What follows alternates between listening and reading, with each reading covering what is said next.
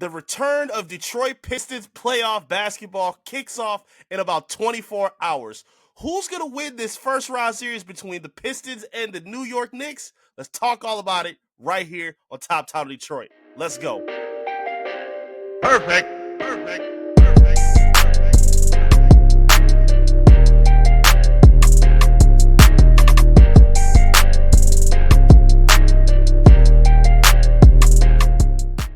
What's good? Welcome to Top Title Detroit. I am Eric Vincent, your host and Detroit Pistons beat reporter for ClutchPoints.com. Thank you so much for being here. I appreciate your time. Before we get started, please make sure you like the video and subscribe to the channel. Running our way up to 300 subscribers. I would really appreciate your love and support to make that happen. Tell a friend to tap in with Top Title Detroit. Because there's a lot of great energy buzzing right now with Detroit Pistons basketball right around the corner.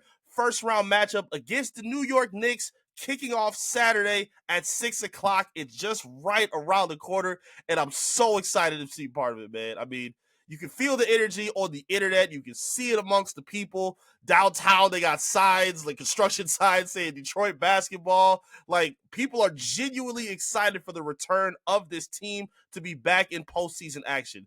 And that only leaves one question. Who is going to leave victorious through this series? It's going to be a 7-game series, or it's scheduled to be a 7-game series. But who will come out victorious? Let's get right into it. I'm not going to waste no time. I think the Pistons are taking this series.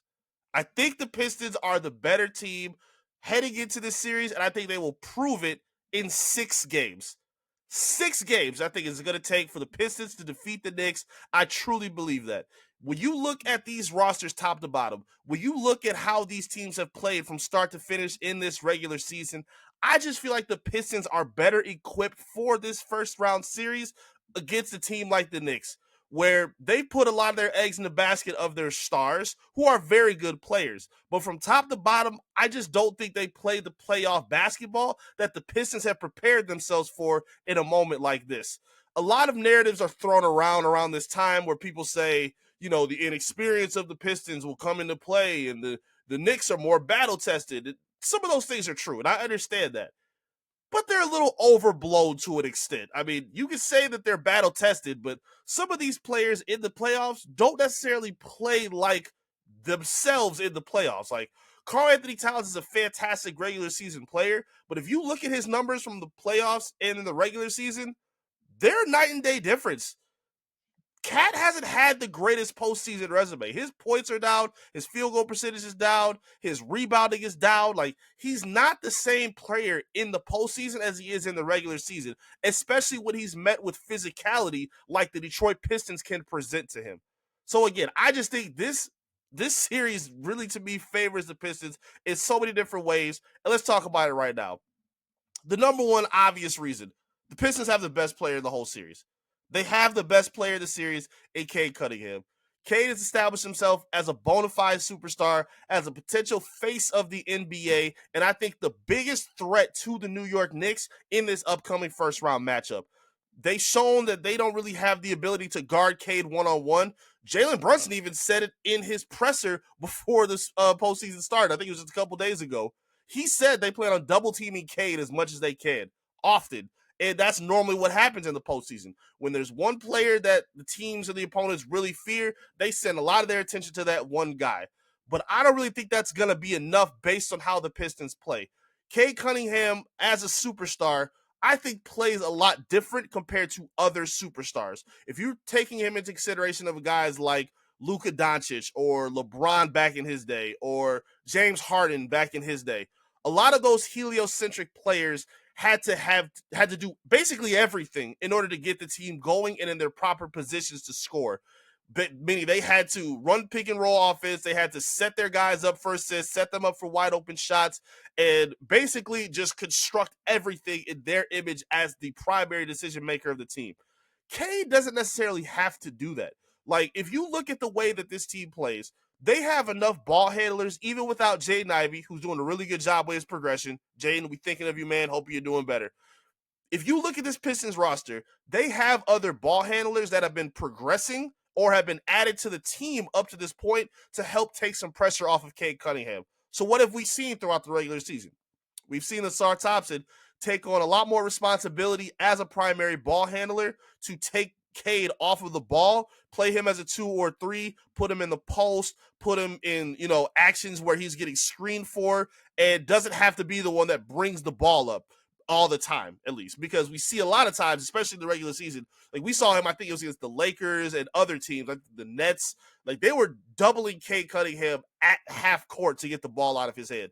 And I think the Knicks are game planning to do something very similar to that.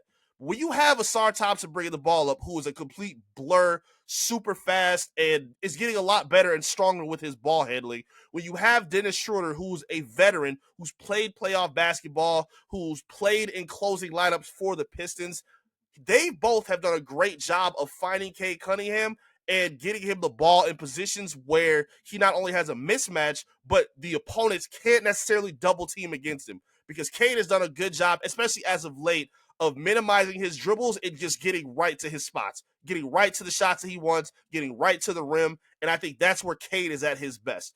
Whenever he's dribbling too much at the top and bringing the ball up, that's when he really kind of struggles a little bit with his turnovers and gets ripped up by opponents. And I don't think we're going to see a lot of that, because I think JB will be prepared enough to mix up matchups to make Cade and the Pistons' offensive attack a little more unpredictable when they play against the Knicks. So, like, even when they bring you Jalen Duren with the ball up, like if they come off a rebound and, he's bringing the ball up and he's looking for one of his guys, like they have enough ball handlers where they can use, again, Asar, Schroeder, Duren, even the veterans. Like they have guys that can take that pressure off of Cade without allowing him and forcing him to be the guy that has to control everything for this offense. Also, knowing the Pistons, if I'm not mistaken, I think they're one of the, I think they're top 5 or top 3 in transition buckets. So when they pride themselves on defense, that means they're trying to get a stop and run immediately. JB talks about it all the time in his pressers after the game. He says, we slowed down too much here in this quarter. We didn't play our style. We slowed things down. We didn't pick up the pace when we needed to. And with a team as young and athletic as the Pistons are, that's something that they're going to pride themselves on, especially when Jaden Ivey comes back, whenever that may be. Their bread and butter right now as a young athletic team that doesn't have necessarily the experience of some of these other championship caliber teams, you rely on your youth, your athleticism, your speed, and the other advantages you have against your opponents. Kind of like one of my favorite movies is Coach Carter. The first game they played in Coach Carter was Sam Jackson, where he made them run up and down in practice for the whole week. And in their first game, they didn't even run offensive sets. He said, we're just going to play defense and run. We're going to make them tired, and by the end of the game, they're going to be gassed. And I think that's going to be the game plan for the Detroit Pistons against the New York Knicks team that has some defensive players, but they're not necessarily known as a defensive stopping team. I think they were 24th in points allowed. So, like, they don't really have the backbone that the Pistons have in order to play that two-way style for an entire 7-game series. I really feel like even if the Pistons don't have the experience that other people and talking heads talk about so often, I think their athleticism, their speed, the size that they play with, like the Pistons aren't a small team outside of Dennis Schroeder and Marcus Sasser. Like a lot of the guys are 6'6" and up. So I think the Knicks are going to have their heads full trying to, corral Cade, trying to chase Malik Beasley, trying to chase Tim Hardaway, dealing with the physicality of a guy like Jalen Duren. Like, I feel like their offensive attack and their offensive versatility is going to be a tremendous problem for the New York Knicks. Look at what we've seen in terms of how they've played without Cade Cunningham. We've seen them, I think, build a winning record without Cade when he dealt with the injury late in the season.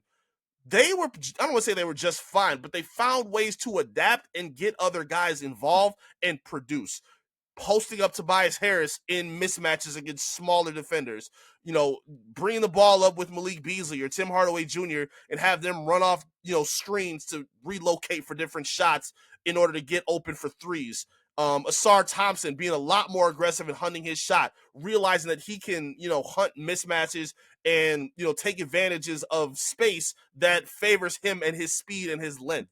He's been a lot better at the free throw line as well. Like, I just think we've seen a big growth in terms of the offensive execution of the Pistons because of their ability to play defense and the versatility that they have with their scores. Even a guy like Ron Holland, who they don't draw up a lot of plays for. But when Ron gets a stop on one end, he is sprinting down the court immediately, and they find him for a layup, a dunk, or if he goes up at the rim, he's getting a lot of contact, and he's finishing his free throws at a much better rate as of late.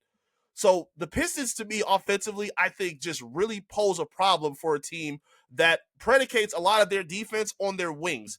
Brunson's not the best defender. I think Karl-Anthony Towns is a bad defender. Mitch Robinson is good, but how healthy is he going to be and how much are they going to utilize him? That's going to be a question in itself as well. You know, I do like what they have in OG Anunoby. I think Josh Hart is productive. I think Mikal Bridges can be a good defender as long as he's not guarding Cade Cunningham. So I think a lot of these guys, even the other guys like Precious Achiuwa, McBride, like they have depth and, you know, wing players that they can throw at the options of the Pistons. But the Pistons have done a great job of being unpredictable and playing in transition to make sure that their opponents are playing on their heels when they find them and hunt them on defense. I think that's going to be a huge difference in this game with how they attack them on the offensive end. Now, going back to the defense, I just feel like the Pistons are prepared for this. They played playoff basketball really for a good stretch, like since I want to say maybe January, December, because they've amped up their defense by adding Asar Thompson back into their lineup, by making him a starter, giving him starter-like minutes, and you're seeing it help a lot of the other guys. Like Duran's defensive production rose when Asar Thompson started playing 20 plus, 30 plus minutes. You saw Isaiah Stewart, who was already playing fantastic, but when he gets to play with Asar or he has to lead the charge against their bench unit or even against the starters with Asar next to him, it makes things a lot easier for them because you have somebody like Asar who's not only a great defender, but a really good rebounder as well. Same with Tobias Harris. So when Stu is getting a stop or when Duran is getting a stop, you have Pistons on the back end that can create or grab rebounds to limit second chance opportunities. That is a huge key for the Detroit Pistons. Josh Hart, for the past couple years, has been one of the better rebounding guards in the entire NBA, especially on the offensive end. You see a lot of tapbacks from the Knicks. You see a lot of activity at the glass. The Pistons have to win that matchup, and I think they have the bodies to do it. Duran's one of the best rebounders in basketball. Stewart's done a really good job of cleaning up misses and even tapping back opportunities for themselves on the offensive glass. Tobias Harris has been a really good rebounder. Asar Thompson's a really good rebounder. And Cade Cunningham is, to me, the best rebounding guard in all of basketball. His numbers prove it. He averaged over 6 a game, and I don't think any other guard was close to him. So I just think they are better equipped to make sure if they can get a stop, they limit the opportunities for the Knicks to make them bleed a little bit more with a second chance opportunity at the glass or at the rim or a wide open back-breaking three by Brunson after an offensive rebound. The last thing you want to do is let Madison Square Garden get crazy. The Pistons have to make sure they're prepared for that environment, and I think the playoff basketball, the energy that they've been playing with over the past several months has them prepared for these type of moments. Having the veterans that they brought in has them prepared for these kind of moments. Even JB Bickerstaff coming in. Like, he's a playoff battle-tested head coach, and to me, I think one of the best coaches in basketball who should win Coach of the Year for this season. But that's another conversation another day. So if you look at that, they're even preparing for that. They're even preparing for that environment. They've pumped up some amplified noise inside the Pistons practice facility to kind of prepare themselves for that ruckus crowd in New York that they're going to face off against. Like, that's just the preparation ahead. Like, you're not just going in with house money to say, hey, let's just go have fun and we'll see what happens and maybe we'll squeak off a couple wins and we'll have a good time. They're preparing themselves for all of the elements that could come into effect into this game and into this series as well. Even in the situation of, like, to me, when people say playoff basketball and they look at the Pistons, yes, playoff basketball allows a lot more physicality. However, the Pistons don't really have a great reputation with the officials. And I think JB Bickerstaff, the veterans, the leadership of Cade Cunningham, I think they're talking and thinking and game planning for that. They're understanding that, you know, guys like Jalen Brunson and Karl-Anthony Towns, they foul bait and hunt for free throws very often. It's very annoying. I hate it. I cannot stand foul baiting at all in the NBA, but it's what they do. And when you in a grand scale at a huge stage in a big arena like Madison Square Garden, I don't think the Pistons are going to get a lot of, respect afforded to them by the officials. They're going to have to go take it. They're going to have to go take it. I remember, I think it was the second or third game that the Pistons played against New York in Madison Square. Cade was being interviewed after the game winner, or after the game they won, and he said, just go take a game. Don't rely on the refs. Don't rely on anything to go in our favor. Let's just go in here, take a game, play our butts off, compete our butts off, and things will fall how they fall.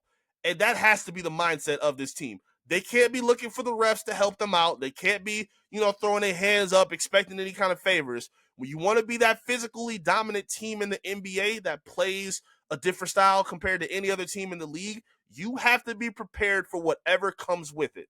And unless the refs are just going out there blind calling craziness, I think the Pistons are still suitable enough to play up to the standard and against the adversity that they may see against a team like the Knicks, who may get a lot of calls and other things favored in their direction. Now, we've seen JB Bickerstaff not be scared to blow the whistle and challenge, calls from the refs, argue them down, call the necessary timeouts to get them to think about it and look at it. That's going to help them, and that's going to show that he's fighting for his team. But everything else, the team has to be 100% prepared for this situation, because it's a lot of things that could be out of their control. But again, I really think that this still suits who they are. This suits who the Pistons are. They have played playoff caliber basketball for the last several months, and I don't think they're going to be stepping into this situation thinking, okay, yeah, it's playoff basketball, but I don't think Karl-Anthony Towns is going to just morph into this defensive dynamo overnight.